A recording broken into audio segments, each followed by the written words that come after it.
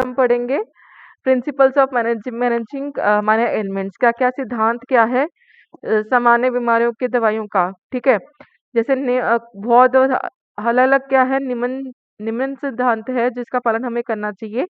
जैसे कि मरीज के जो घायल है उसको सुरक्षित एवं स्वस्थ वातावरण बनाए रखना है।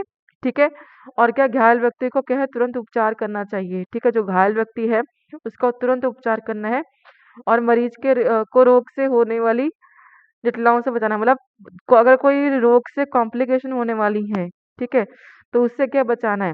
ठीक है, अगर किसी को जैसे आइस में कोई प्रॉब्लम हो गई है, तो हो सकता है कोई और प्रॉब्लम हो उसको आइस में, तो फटाफट उसको भेजना है। जैसे किसी को चोट लग गई है, टीटी का इंजेक्शन नहीं लगा है, तो कॉम्प्लिकेशन हो सकती है, टेटनस टॉक्सिड हो सकता है उसको, तो वो फटाफट क्या है कॉम्प्लिकेशन से उसको बचाना है। ठीक है, और अगर अगर बाकी जो है, अगर कम्युनिकेबल डिजीज है कोई, जैसे टीबी वगैरह है, कम्युनिकेबल डिजीज मतलब क्या होता है, एक से दूसरे तक फैलती है, तो उससे क्या है अ, उसको हमेशा क्या है कम्युनिटी हेल्थ सेंटर से पेशेंट को भेज देना, रेफर कर देना है, और क्या है जो वहां पर अधिकारी हैं उनको क्या है बताना है कि इस पेशेंट को क्या है ट्यूबरक्लोसिस है, क्योंकि वो ट्यूबरक्लोसिस क्या है, बाकी पेशेंट्स में या उनके रिलेटिव्स में ना फैल सके। ठीक है, और कौन सी होती है ड्रग्स किट इन सब सेंटर। सब सेंटर्स में कौन कौन सी ड्रग किट होती है और उसमें क्या क्या होता है। पहले है किट ए। ठीक है, किट ए में क्या होगा, ओरस होगा। ठीक है, 150 पैकेट्स होते हैं इसमें। Tablet IFA, iron and folic acid. ठीक है, ये 15,000 टैबलेट्स होते हैं, और टैबलेट होता है iron and folic acid small size में, ये स्मॉल होते हैं। 13,000 टैबलेट्स होती हैं। विटामिन ए सोल्यूशन 6 बॉटल्स होती हैं 100 ml की। और टैब कॉट्रिमोसिनजोल, ये पीडियाट्रिक के लिए होता है 1000 टैब। ये किस में होता है, किट ए में, सब सेंटर्स जो होते हैं। ठीक है, वहां पर हॉस्पिटल्स में सब सेंटर होते हैं। किट बी में क्या होता है, किट बी में क्या होता है, टैब मिथाइल होती है, टैब पैरासीटामोल होती है 500 mg, फिर इंजेक्शन होता है मिथाइल के, ठीक है, हीरोमेटिन के। और टैब मेम्बाजोल्स होती है 100 mg, टैब डिक्लोमिक्रिन होती है HCl 10 mg, ऑइंटमेंट होती है। ठीक है, सिट्रामाइड पाउडर होता है 125 ग्राम, कॉटन बैंडेज होती है 120 रोल होते हैं इसमें, और क्या होता है एब्जॉर्बेंट कॉटन होते हैं 100 ग्राम ईच, मतलब 10 रोल्स होते हैं। एडिशनल ड्रग्स कौन कौन सी होती है, इससे इसके अलावा ड्रग कौन कौन सी और कौन कौन सी होती है medicine. Injection gentamicin, injection magnesium sulphate, injection oxytocin, cap ampicillin, tab metronidazoles. ठीक है, टैब मिसोप्रोस्टोल 200 mg। ठीक है, ये मैं सब में मेडिसिन के एक्शन आपको पहले बता चुकी हूँ। अदर ड्रग्स एंड वैक्सीन कौन कौन सी होती हैं, वैक्सीन जो लगती हैं, वैक्सीन जो होती है BCG, DPT, OPV, measles, GT, TT and hepatitis B. ठीक है, ये हर एक एरिया में क्या है अवेलेबल होती है सब सेंटर्स में। सिर्फ कौन से होते हैं, कॉट्रिमोजेलोल, ठीक है, सिर्फ paracetamol, tab albendazole 400 mg, adhesive tapes होती है, सेवलॉन सोल्यूशन होता है, बेटन सोल्यूशन होता है, और ये क्या होता है टैब कॉटिमेजोल 80+400 mg, ये अडल्ट के अकॉर्डिंग होता है। Medicine and other consumption required for responsibility regarding different national disease control program. ठीक है, कौन कौन सी जो है different national disease control program जो है उसकी कौन कौन सी मेडिसिन होती है, वो है टैब एंड सिरप। ठीक है, उसके बाद में क्या होगा, tab primaquine, tab and syrup paracetamol, tab DEC मतलब डाई इथाइल कार्बोनजाइल। ठीक है, एंटी लेप्रोसी मेडिसिन। ठीक है, नेशनल लेप्रोसी एरेडिकेशन प्रोग्राम के तहत ये मेडिसिन लागू कर गई है। Rapid diagnostic kits for malaria under national vector borne disease. और कौन से कंट्रोल प्रोग्राम्स कौन कौन से होते हैं, anti tuberculosis drugs as supplied under RNTCP। ये डॉट सेंटर्स पे सिर्फ अवेलेबल होती है एंटी ट्यूबरक्लोसिस ड्रग्स। ठीक है, कॉन्ट्रासेप्टिक सप्लाई इसमें क्या होता है, निरोध, ओरल पिल, कॉपर टी। ठीक है, इमरजेंसी कॉन्ट्रासेप्टिक पिल्स, ये जितनी मेडिसिन है सारे सब सेंटर से पहुंचाई जाती हैं। भीतरी प्रयोग के लिए ड्रग किट, इसमें क्या होता है एसाटाइल होता है। ठीक है, ये फ्लोनोबार बेटोन और बेलाडोन गोलियां, क्लोरोक्वीन।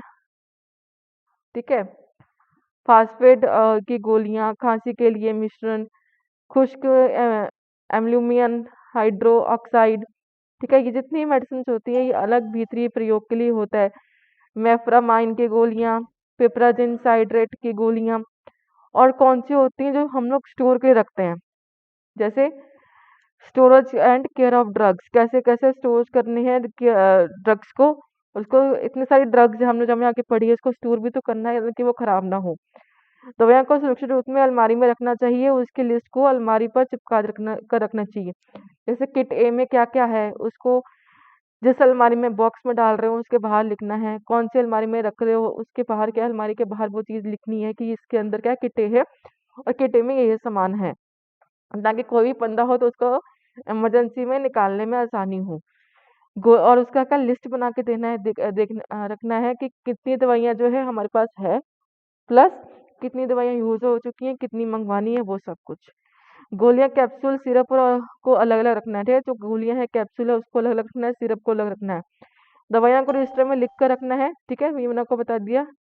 दवाइयां जहाँ पर हो वहीं वहाँ समुचित प्रकाश व्यवस्था होनी चाहिए, मतलब क्या है जहाँ पर दवाइयां हैं वहां पर अच्छे से प्रकाश होना चाहिए, ताकि उसकी एक्सपायरी डेट क्या है प्रॉपर्ली देख सके, कलर चेंज हो रहा है तो वो प्रॉपर्ली देख सके।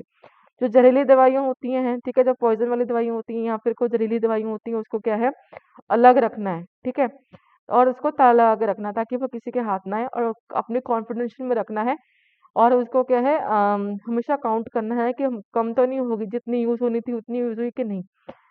वह दवाइयाँ जो कमरे के तापमान में खराब हो जाती हैं उसे फ्रिज में रखना है, ठीक है। दवाइयों के डिब्बे क्रमानुसार लग होने चाहिए, ताकि आवश्यक होने पर दवा को आसानी से ढूंढा जा सके, ठीक है।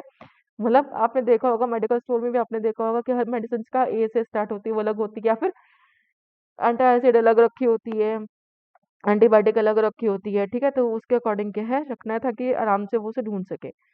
और हमेशा दवाइयों पे क्या है लेबल लगा के रखना है, और रंग, गंध, स्वाद और कड़वाहट की परिवर्तन आ चुके हो प्रयोग करना करें। अगर कोई रंग में किसी मेडिसिन का कलर चेंज हो गया हो, या फिर वो स्मेल कर रही हो बहुत गंदी, ठीक है, तो उसको प्रयोग नहीं करना है। किसी भी दवाई को लेबल के बिना भंडार ना करें, मतलब कोई भी अगर मेडिसिन है, अगर वो आधे कटी हुई है और उसका वो ऊपर ऊपर नाम नहीं है, तो उसको रिसीव नहीं करना है, ना ही उसको यूज में लेके आना है। क्योंकि आपको पता भी नहीं होगा वो कौन सी मेडिसिन आप अंदाजे से दे दोगे तो अगले पेशेंट को कोई ना कोई प्रॉब्लम हो सकती है, तो आप अपने पास इश्यू भी करवा लोगे इस चीज को, तो आपको भी खुद को प्रॉब्लम हो सकती है, ठीक है। रोगी की संख्या के अनुसार ही दवाइयाँ इंडेंट करें, मतलब जितनी पेशेंट है उतनी ही मेडिसिन क्या है बाहर निकालनी है अलमीरा से, फालतू मेडिसिन नहीं निकालनी है। और क्या है दवाइयों को अलमारी में हमेशा ताला लगा कर रखो, और उसकी चाबी को ड्यूटी इंचार्ज के पास रखना चाहिए, ठीक है। जो ड्यूटी इंचार्ज नर्स है उसके पास क्या है जो इतनी भी अलमारी की चाबी है उसके पास रखना चाहिए, ठीक है। जिन दवाइयों की तिथि बीत चुकी हो या एक्सपायरी डेट जो क्या है वो हमेशा चेक करते रहना चाहिए। जिसकी एक्सपायरी डेट खत्म होने वाली हो पहले वो यूज करनी है, या फिर जिसकी खत्म हो चुकी हो तो उसको क्या है फेंक देना, उसको यूज नहीं करना है। और ठीक है इमरजेंसी मेडिसिन को क्या है हमेशा ऐसी जगह रखने हैं जहाँ पर ढूंढना बहुत आसान हो। एकदम भगदड़ मचेगी इमरजेंसी मेडिसिन के लिए तो क्या है ढूंढनी ना पड़े, इतनी जगह वहाँ रखनी है।